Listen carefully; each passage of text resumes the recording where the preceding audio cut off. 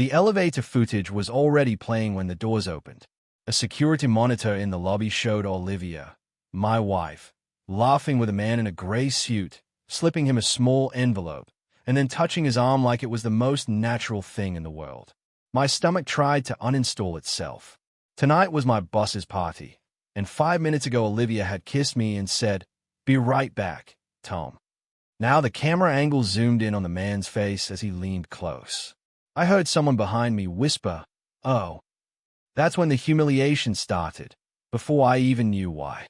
My name's Tommy, and I work at Wexler & Company, where team culture means mandatory smiling and wake-life balance means your laptop sleeps in bed with you. My boss, Mr. Caldwell, throws one big party a year to prove he's not like other bosses, which is funny because it's exactly like other bosses, just with better cufflinks.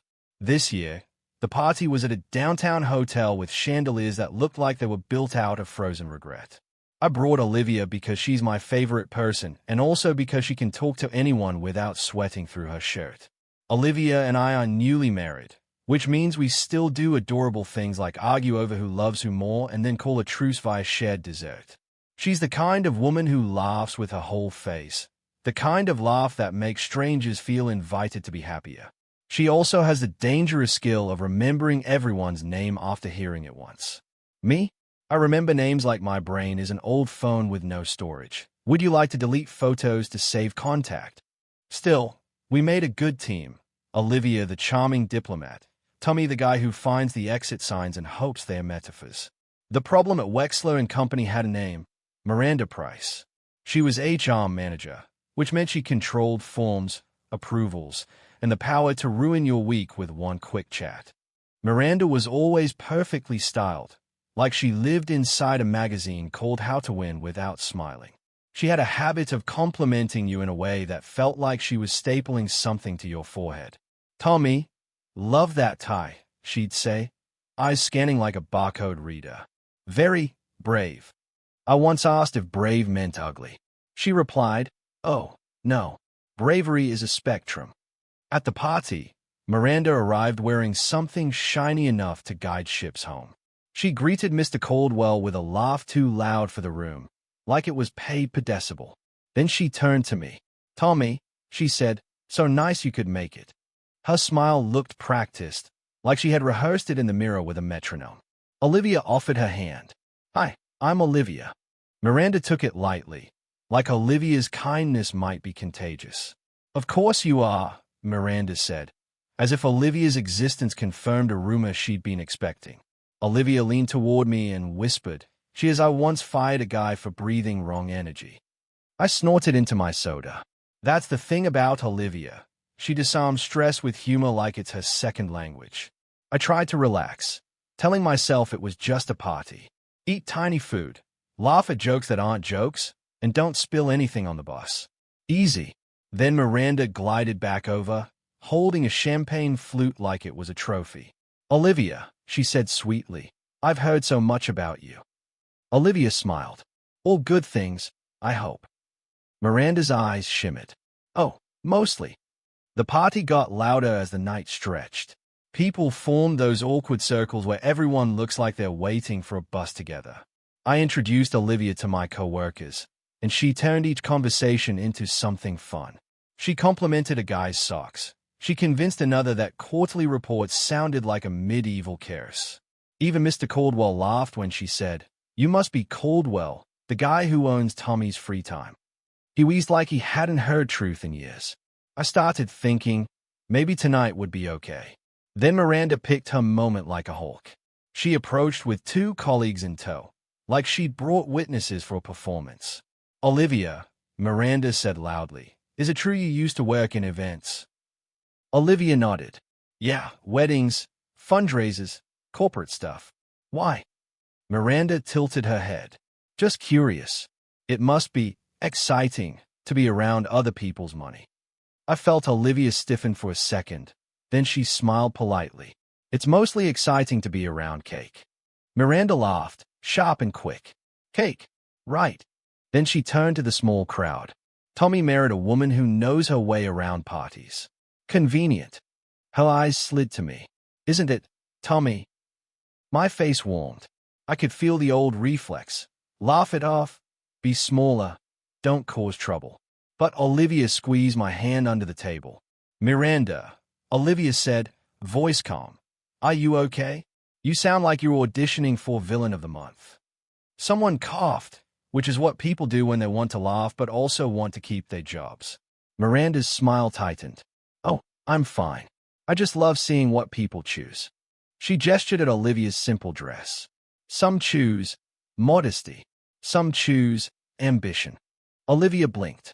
I chose shoes that won't break my ankles. Try it sometime. I nearly choked on a mini quiche. Miranda's eyes flashed. Anyway, she said, raising her voice, I'm sure Olivia is very supportive of your work, Tommy. Her tone made supportive sound like suspicious. A few people glanced at Olivia, then at me, like we were a reality show they hadn't agreed to watch. Olivia's smile stayed steady, but I saw the warning in her eyes. Don't let her bait you. I swallowed. Olivia's the best, I said. Miranda leaned closer. Of course. The best wives always are. Then she drifted away, leaving a quiet mess of tension behind her like confetti no one asked for. I tried to reset the evening with a dance. The hotel had hired a band that played upbeat classics slightly too fast, like they were trying to finish early. Come on, I told Olivia. Let's dance. Make them jealous. Olivia raised an eyebrow. You mean make them concerned about your rhythm? I pulled her onto the dance floor anyway. I'm not a good dancer. I'm a willing dancer, which is different. Olivia laughed and guided me. Left, Tom. Your other left. I spun her, almost collided with a waiter, recovered by pretending it was a dramatic move. Olivia clapped. Look at you, inventing interpretive apology dance. For a while, everything felt normal again. Olivia and I moved like we belonged together. Because we do. She leaned in and whispered, if Miranda tries anything else, I'm going to compliment her personality. That'll confuse her. I laughed. Then Olivia's phone buzzed. She glanced down, frowned slightly, and tucked it away. Everything okay? I asked. She nodded. Yeah, just a quick thing I need to handle. I'll be right back. She kissed my cheek, then added, don't let Miranda eat you alive while I'm gone. I saluted. I'll be a tiny, unappetizing snack. Olivia headed toward the elevators. I watched her weave through the crowd, looking like a bright spot in a room full of corporate gray. I turned back to refill our drinks. Soda for me, sparkling water for Olivia because she jokes that alcohol makes her emotionally generous and she can't afford to donate feelings in public. When I turned around, Miranda was there. Of course she was. Where's your charming wife? She asked, sipping champagne. Bathroom. I lied automatically, because humans lie about bathrooms like it's a social contract. Miranda's eyes narrowed. Is that what she told you? My smile froze. What's that supposed to mean? I asked. Miranda's lips curled. Nothing. I just find it interesting how some people disappear at parties. She glanced toward the elevators. Sometimes they meet people. I felt a pinch in my chest. Olivia wouldn't, I started. Miranda cut in softly. Wouldn't what? Tommy? Oh, you poor thing. You're adorable when you trust. Her voice got louder again. I'm sure it's all innocent. After all, hotel elevators are known for networking. A couple of coworkers nearby looked over. I tried to breathe. If Miranda was trying to rattle me, it was working. You're being weird, I said. Miranda shrugged. I'm being observant. That's my job. She flicked her gaze to Mr. Caldwell, then back to me, like she was lining up chess pieces. You know, she said, Caldwell values loyalty, especially among leadership candidates. My stomach sank. Leadership candidates. Miranda smiled. Oh, you didn't know? There's a promotion coming. My brain did a cartwheel of panic. Miranda lowered her voice. Loyalty is everything, Tommy. In work, in life. Then she patted my shoulder in a way that felt like she was dusting off a shelf and glided away. I stared at the elevator doors like they might confess. The party noise blurred into a distant, watery sound. Was Olivia really meeting someone? No, that's ridiculous. Olivia and I share fries without keeping score. We send each other memes mid-argument. We have a joint calendar called Tom Livia Operations. Still, Miranda's words planted a nasty seed. I hated that it could sprout at all. I decided to go check, just to stop my brain from spiraling. I walked toward the elevators, trying to look casual, like I belonged near the shiny buttons and not like a man auditioning for heartbreak. The lobby area had a security desk with a couple of screens. One showed the main entrance, another the hallway, and one displayed the elevator camera feed. As I approached, the guard leaned back, bored. The elevator feed flickered, and there it was, Olivia, clear as day, stepping into the elevator with the gray-suited man. She laughed at something he said. She handed him a small envelope. Then she touched his arm. My vision tunneled. A group of co-workers, coming down the hallway, also saw the screen. Someone gasped softly, "Isn't that Tommy's wife?" Another muttered, "Yikes." The word yikes felt like it slapped me. I didn't know what to do with my face. I stood there, exposed, while the footage looped again. Olivia and the man. The envelope. The touch. My mind stitched scenes into a story that didn't exist yet, and my heart believed it anyway. Then Miranda appeared beside me like she had been summoned by chaos. "Oh, day," she said, not sounding dear at all. "That's unfortunate." People stayed at me, then at the screen, then back at me, like they were watching a tennis match made of pain. Miranda raised her voice, perfectly pitched for maximum damage. "Tommy, I had no idea. Are you okay?" Her eyes glittered with triumph. Heat crawled up my neck. I wanted to vanish into the carpet. "It's not what it looks like," I said, though I had no proof. Miranda hummed. "Tommy, denial is normal." Someone offered me a napkin like I was bleeding. I wasn't bleeding. I was dissolving. Miranda leaned in and whispered, "If you want, I can talk to Caldwell. Personal instability can affect advancement." I clenched my jaw. It felt like she was trying to steal my future while smiling. Then, like fate had a sense of dramatic timing, the elevator doors behind us dinged. The doors slid open. Olivia stepped out, cheeks pink from laughing, holding a little bag like a secret. She spotted me, and her smile widened. "Tom," she said brightly, then noticed the cluster of people in the security screen. Her face shifted to confusion. "Why is everyone staring at me like I just ate the boss's goldfish?" Miranda spoke before I could. "Olivia," she said sweetly, "who are you meeting in the elevator?" Olivia looked from Miranda to me. Someone," she said carefully. Miranda's eyebrows rose. "Someone? How reassuring." Olivia blinked. "Wait, is this about the elevator camera?" She turned to the guard. "Oh no, you have cameras in there?" I waved. Didn't I? Please tell me I waved. I opened my mouth, but my throat had turned into a locked door. Olivia stepped closer to me. "Tommy," she said softly, "what's going on?" I forced out. "The screen, it showed you with him." Olivia's eyes widened. "Him?" Miranda jumped in. "The man in the gray suit. The one you handed an envelope to." Olivia stared at her. "Oh," she said. Then, unbelievably, she laughed. Not a mean laugh, not a nervous laugh. A real laugh, like she'd heard a joke she didn't expect. "That's what this is." Miranda's smile faltered. Olivia turned to the crowd. "Okay, everybody relax. I was not cheating.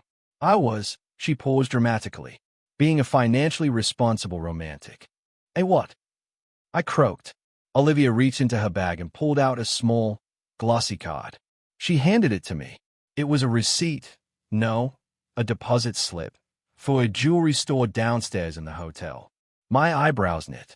Olivia pointed toward the elevator screen, where the footage looped again. "That man in the gray suit? That's Ethan. He's the store manager. I met him earlier in the lobby when you were talking to Caldwell about synergy or whatever." Mr. Caldwell, overhearing his name, smiled proudly like synergy was his child. Olivia continued, "I was putting a deposit on something for our anniversary. The envelope was cash. Because your wife is old school and doesn't trust hotel Wi-Fi." Miranda's face twitched. "Cash," she repeated, like she'd never heard of paper money. Olivia nodded. "Yep, cash. It's like a credit card, but it doesn't come with surprise emails." A few people chuckled. My lungs remembered how to function. Olivia looked up at me, eyes warm. I wanted to surprise you, she said. But Ethan texted me that he could bring the deposit form up quickly so I wouldn't have to leave the party long. So I met him at the elevator.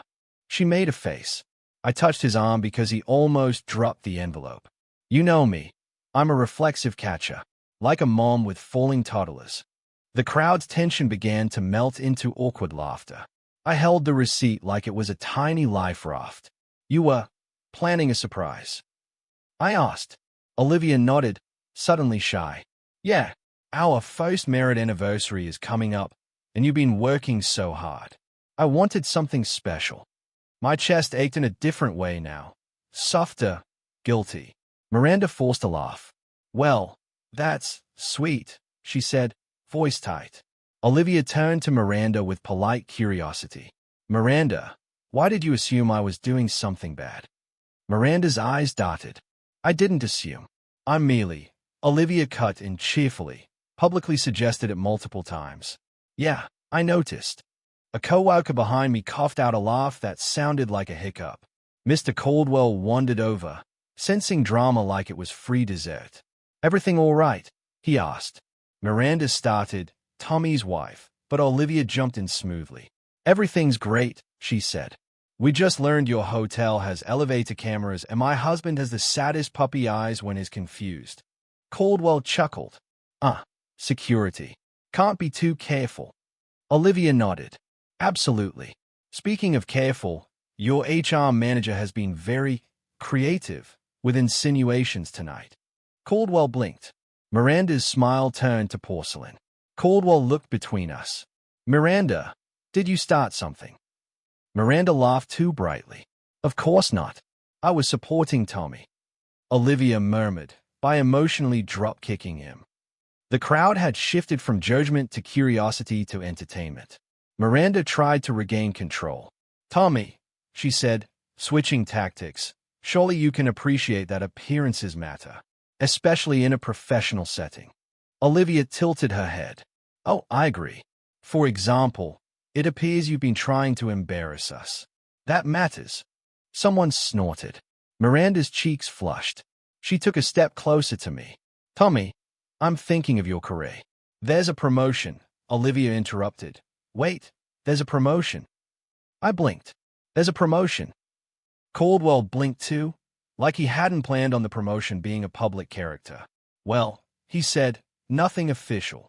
Olivia smiled at him brightly. Tommy would be great. He's loyal, kind, and he doesn't weaponize concern as a hobby.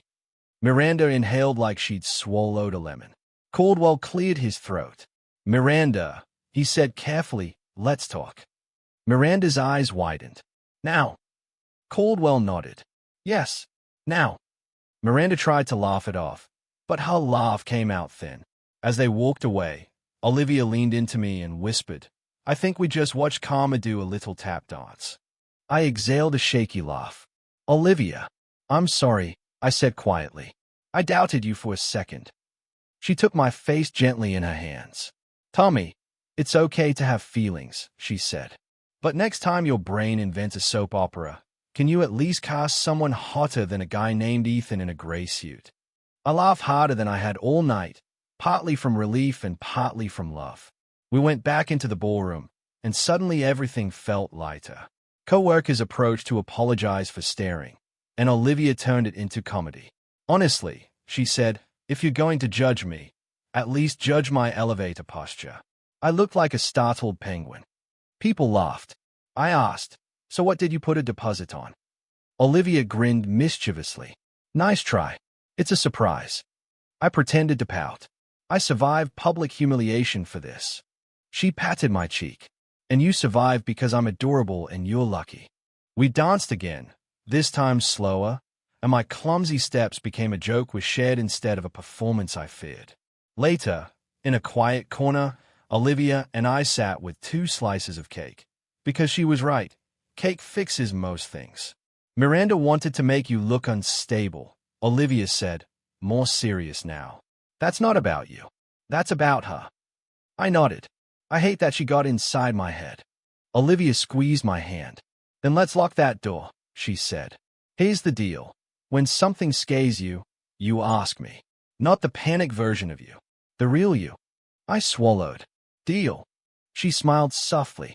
And I'll tell you what I'm doing, even when it's a surprise, if it affects your peace. I felt warmth spread through me like sunlight. On the way out, we passed the security desk again. The guard gave Olivia a thumbs up like she'd won a round. Olivia saluted back. In the elevator up to our room, Olivia leaned into me, and I finally let myself breathe. I love you, I said, even when you accidentally star in elevator drama. She laughed and kissed my cheek. I love you too, she said, even when you believe Miranda's nonsense for half a second. The moral hit me clearly. Trust isn't just a feeling.